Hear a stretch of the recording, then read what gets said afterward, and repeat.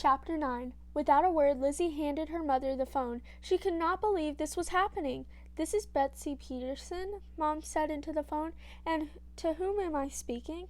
Lizzie could never have been so polite. In fact, she couldn't even stand to listen to the rest of the conversation. She went back into the living room with Cody following her. Then she sat down by the fire, pulled Cody onto her lap, and kissed the top of his head. "Who was that on the phone?" Dad asked. Lizzie just buried her face in Cody's neck. She couldn't seem to say a thing.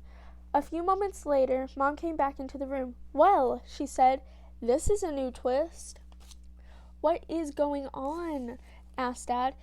"That was the people who used to own Cody," Mom said. "Tim and Cheryl Stone. I guess Mrs. Stone saw Cody downtown with Lizzie and Maria today."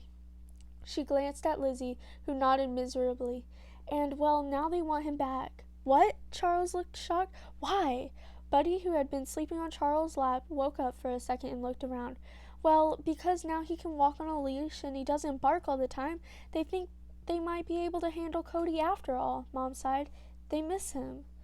"I can understand that," Dad said slowly. "He's a lovable pup, but—" "I know," Mom said. "What about Chief Olson? I explained that we already found a great new home for Cody, but they insisted on coming over to talk about it." Lizzie hugged Cody closer. "When?" was all she said. "They live just over on Foster Street. They'll be here any minute." Mom looked around at all the unhappy faces. What could I say? Maybe they have a right to take Cody back. After all, he was their dog first. "But," Lizzie began. The doorbell rang before she could say another word. Buddy and Cody started to bark. Lizzie told them quiet, and they both stopped. Mom gave Lizzie a stern look.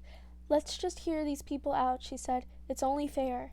Lizzie did not agree. She didn't think there was one fair thing about the whole situation, but she could see that once again she was going to have to keep her opinion to herself. Anyway, Mom had left to answer the door.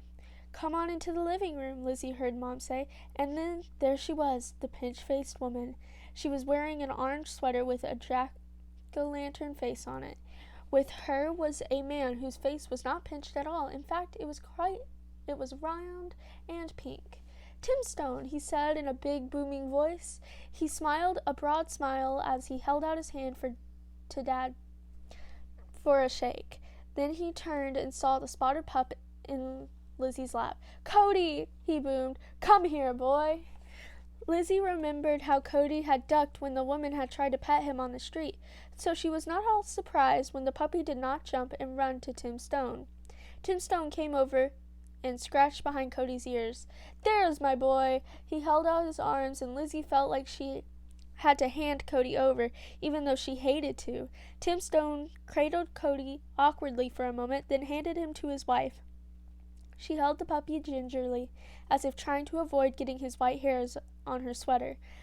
"I guess we'll take him home then," said Tim Stone with the same big smile. "No way!" Lizzie burst out. She could not help herself. She knew that nobody had asked her, but she had a definite opinion about all of this, and she was not about to keep it to herself. "First of all, you gave Cody up. You abandoned him just because he barked and pulled on the leash and shed hair all over the place. Now he doesn't bark as much, and he's learning not to pull, but he still sheds, and he's still a puppy who's going to chew things and make mistakes, and what are you going to do the first time he misbehaves? Abandon him again?" Dad cleared his throat. Lizzie wondered if he was going to tell her to tone it down, but instead he faced the Stones. "You know, Lizzie has a point." "We might need to think about this," he began. "What's there to think about?" Tim Stone pulled some papers out of his pocket. "Cody is ours. We can prove it. Here's the receipt from the pet store where we bought him. He wasn't cheap either." Dad nodded. "I understand, but we thought this puppy needed a home, and we found him a good one. As a foster family, that is what we do. You gave him up, and now you're saying you want him back. But Chief Olson, my boss down at the firehouse, wants him too. Perhaps he'd even be willing to give you the money you paid for Cody. I don't know. Anyway, we will have to think about what's best for Cody." And he got up and took Cody out of Cheryl's arms. "Thank you for coming by." Cheryl and Tim Stone did not look happy, but Dad was not backing down. He brought Cody to Lizzie and placed the sleepy little puppy carefully into her arms. Then he walked the Stones to the front door and said goodnight.